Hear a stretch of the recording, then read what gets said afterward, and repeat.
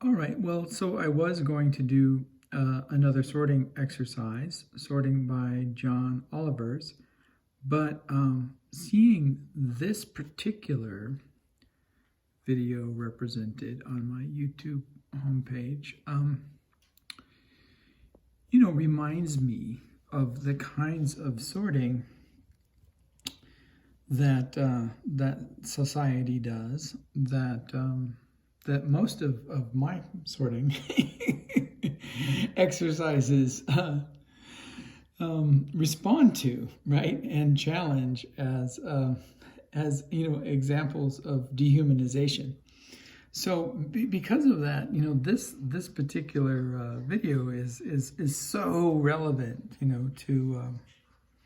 to our work in so many ways. And I like that there are three categories here. Now, I'm tempted to wonder if these categories are, encompassing, that is,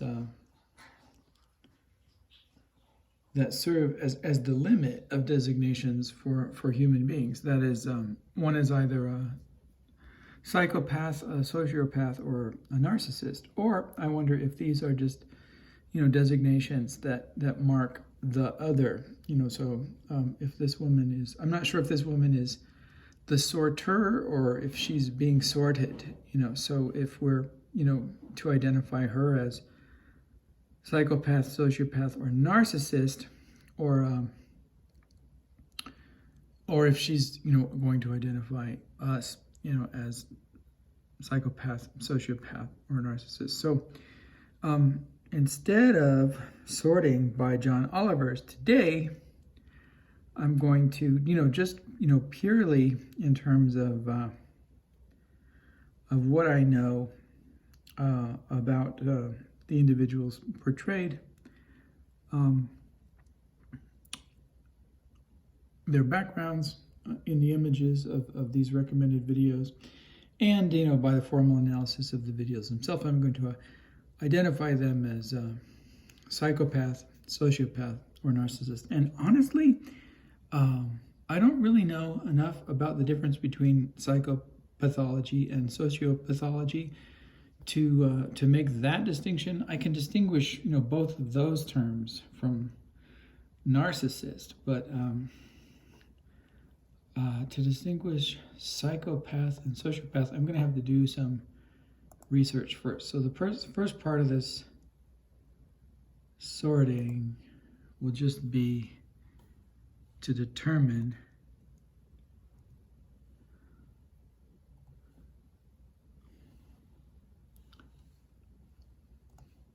the difference between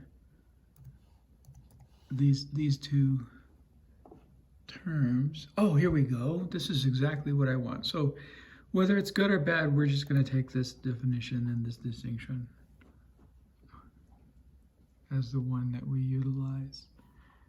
Psychopaths tend to be more manipulative, can be seen by others as more charming, lead a semblance of a normal life, and minimize risk in criminal activity. Sociopaths tend to be more erratic, rage-prone, and unable to lead as much of a normal life. Actually, okay, so I spent a few years, in different positions within the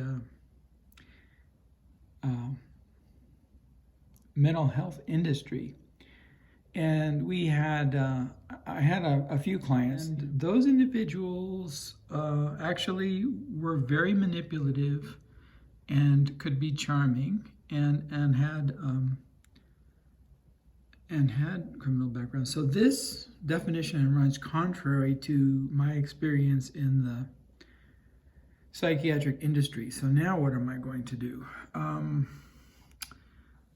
Gosh, I don't know. Then let me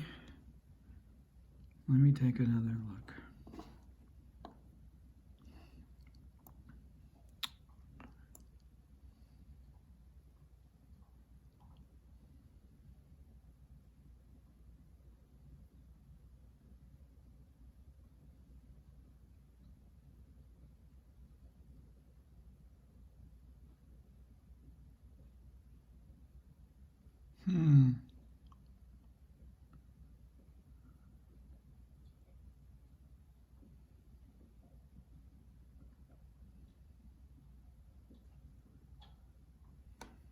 right, so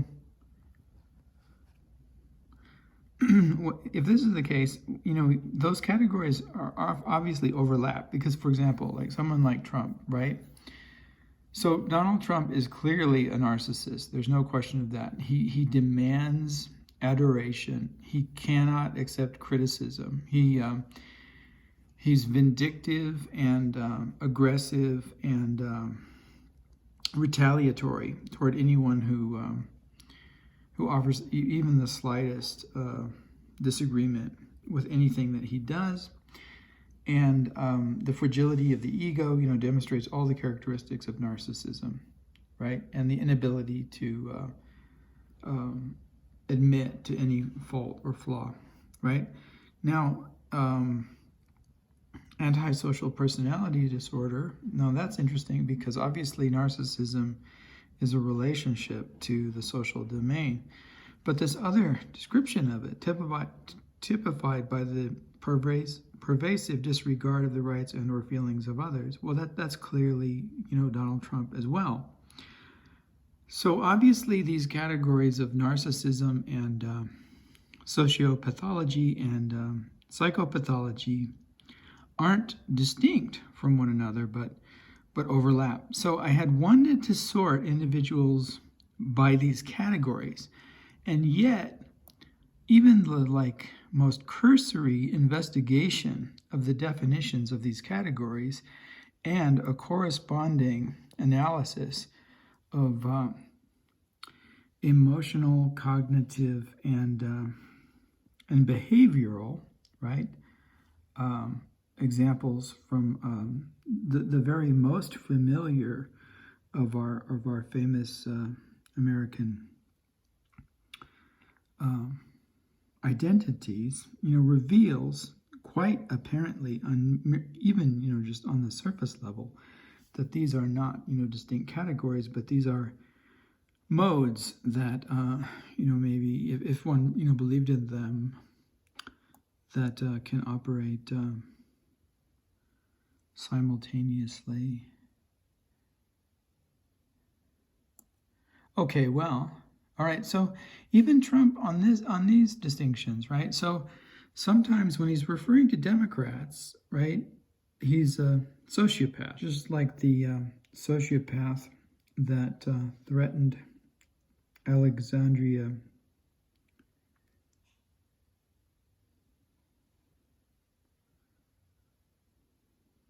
Ocasio-Cortez, depicting a video of himself murdering her and then failing to apologize. This was clearly an assault, and if he had cared about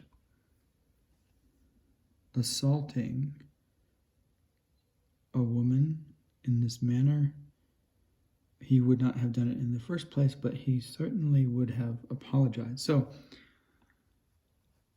that is sociopathic behavior, and Trump demonstrates the same thing in relationship to Democrats, right? Okay, now go over here, and but he pretends to care, right? Like he hugs the flag and kisses the flag, and performs this like creepy and weird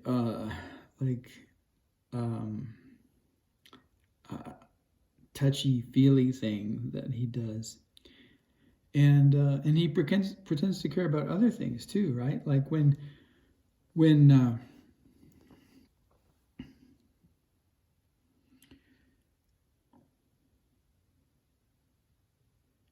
individuals were protesting, right? When African American males were protesting police violence against African Americans and the murder of African Americans, people like Colin Kaepernick and others, he pretended again to care about the flag and the national anthem, although he didn't pretend to care about the death of innocent African Americans, right?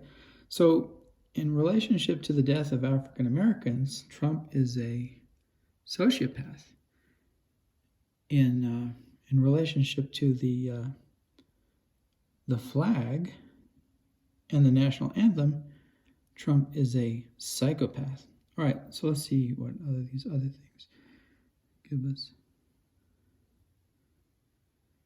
Behavior in hot-headed and impulsive ways. So in acts of pretty much all behavior, Trump is a sociopath and display cold-hearted behavior. Trying to think of examples of cold-hearted behavior. I've seen it in relationship to protests that attempts to call attention to for example, the cruelties and oppressive strategies that Vladimir Putin uses on citizens of Russia and on his opposition, and I've seen Donald Trump dismiss those attempts to call his attention to that, and those displays were cold and cold-hearted, right? So in relationship to his sort of sycophantic behavior in relationship to Putin, Trump is a psychopath. In relationship to the members of his cabinet and opposition in the United States, so you could say he's an international psychopath, but in relationship to the people of his own country, he's a sociopath. Let's go down here. Prone to fits of anger and rage. That seems pretty ubiquitous. So in general, sociopath. He's certainly a Twitter sociopath, right? And certainly in terms of what he publishes in newspapers and things like that. Okay, so what's the opposition? Have relationships that are shallow and fake. So this applies, to his relationships with staff and wives. I don't remember how many wives he's had, and relationships with women, with some of the members of the cabinet, with his lawyers and attorneys. Right. So he's both a sociopath and a psychopath in his personal relationships. So those categories, are entirely overlapping in terms of his relationships with others in his circle. All right, so here's another one. Recognize what they are doing, but rationalize their behavior. Versus maintaining a normal life as a cover for criminal activity. Again, I think both of those are operative. So in relationship to his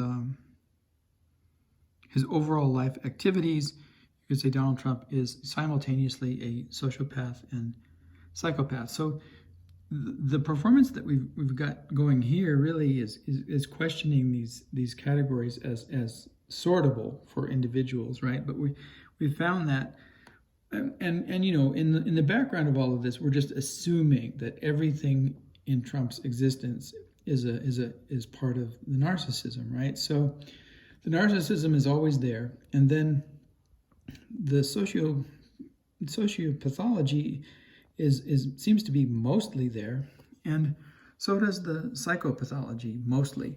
There may be a few instances in which one or the other dominate, in types of relationships, right?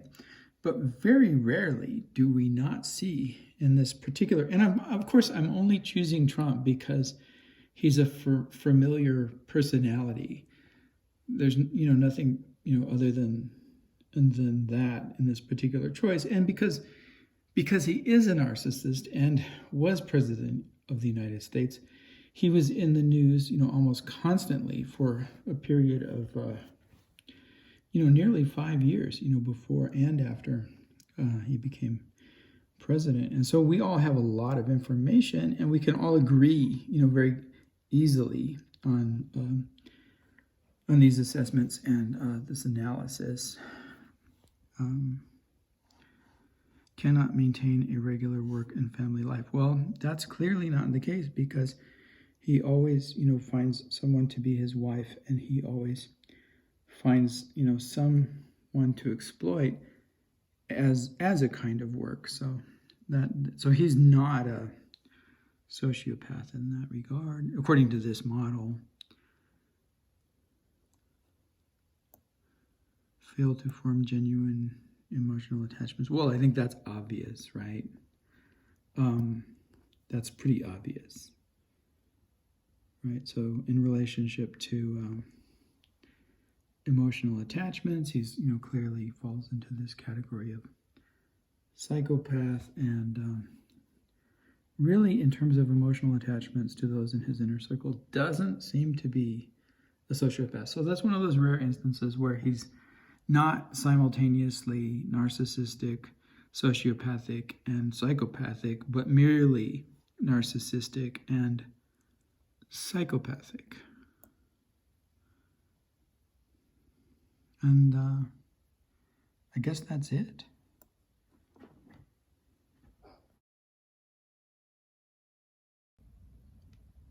And then just, a quick follow-up regarding our earlier project, which is, people will recall, sorting by the pronoun John Oliver. Since we began sorting by these other categories, identifying the overlapping figures of narcissism, sociopathology, and psychopathology, we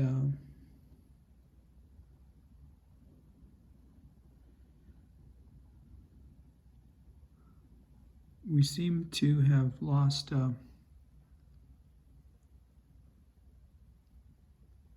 the two John Olivers that we had before, and now we have no John Olivers. And I assume that what this means is that and I'm sure that John Oliver will be very glad to hear this, that designation, John Oliver, cannot, be sorted into any of those three categories: narcissism, sociopathology, or psychopathology. So that in and of itself is somewhat interesting.